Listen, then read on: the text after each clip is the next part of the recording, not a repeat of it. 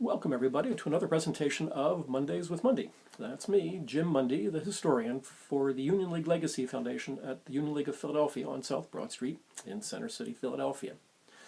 We're still in April because it was a tragic month in American history in 1865. So Abraham Lincoln was shot on April the 14th. He died on April the 15th. There would be a large funeral in Washington, D.C., beginning on April the 18th, where the body lay in state in the East Room in the White House. The body was transferred to the Capitol Rotunda building on April the 19th, public viewing on April the 20th. On April the 21st, a 9-car funeral train would take Lincoln's body from Washington, D.C. to Springfield, Illinois, where he would be buried. Now, the train would pass through Philadelphia. Actually, the train would repeat and reverse his route from Springfield to Washington, D.C. for his inauguration. And that train trip took place in February of 1861. And on February the 22nd, Lincoln stopped in Philadelphia and spoke at Independence Hall in the Assembly Room, because it was there that his body would lay in state when the body arrived on April 22nd of 1865. So the train left Washington, D.C. at 8 o'clock in the morning on Friday, April the 21st, a week after he had died. And it would stop in Baltimore, and then Harrisburg, and from Harrisburg to Philadelphia. And in Harrisburg, the Pennsylvania Railroad would be responsible for getting the train from west to east. And in the archival collection at the Union League, we happen to have the train schedule that was published by the Pennsylvania Railroad, showing all the stops along the line between Harrisburg and Philadelphia. And that's what we have right here. I hope you can see that clearly enough. And many of the places are the same today that they were back then.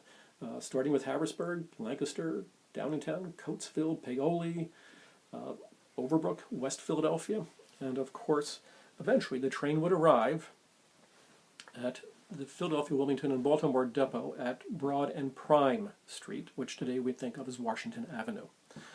So it's Saturday, April the 22nd at 4:50 p.m. when the train pulls into the station.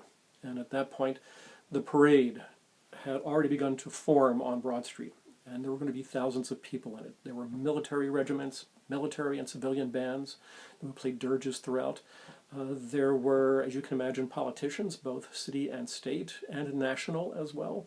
Governors from Ohio, Pennsylvania, Indiana, Illinois, Iowa were in the procession as well. There were fraternal organizations, ethnic organizations, religious organizations, all members from the different union leagues throughout the city of Philadelphia were in the procession as well. And there was an African-American Masonic temple represented in the parade.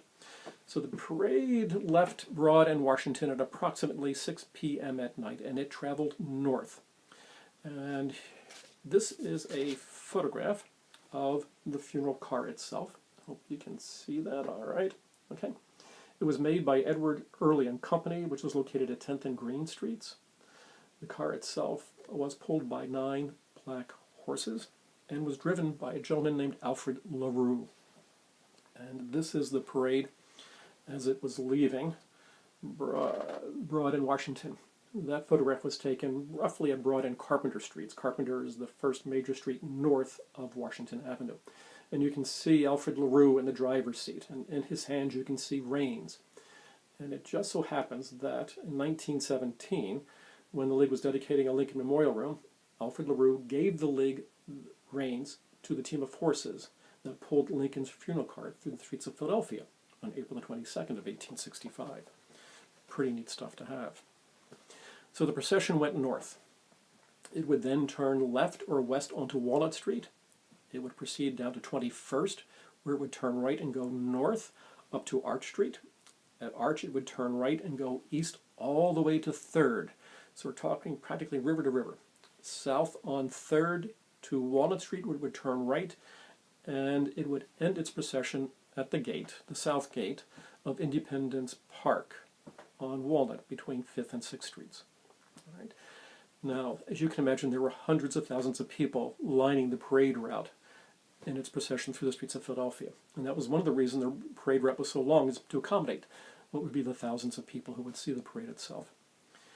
Now, at Independence Hall, members of the Union League were given the distinct honor of receiving the body of the president.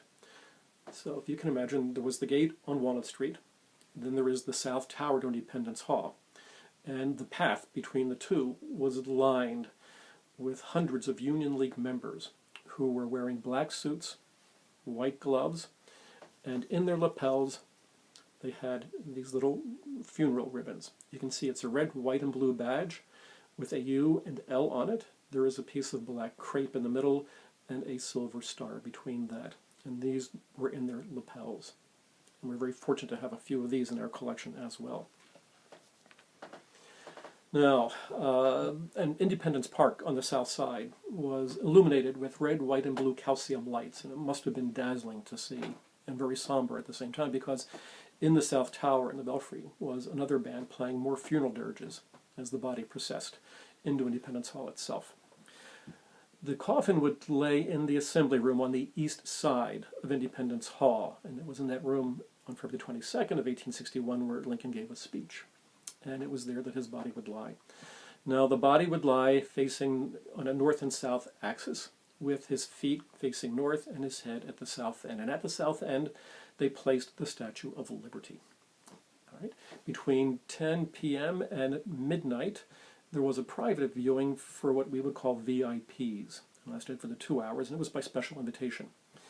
The VIPs would walk in through the South Tower, they would turn right into Assembly Hall, and then they would exit through the windows on the south side of the assembly room, on special stairs that were made for that purpose.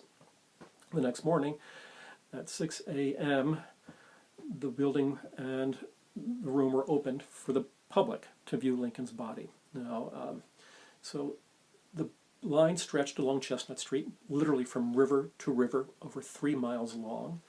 The public would enter through special stairs on the north side of the assembly room, through the windows that were removed, up the stairs, through the windows, downstairs, and they would pass the coffin on both the right and the left sides, and they would exit through the south windows into Independence Park.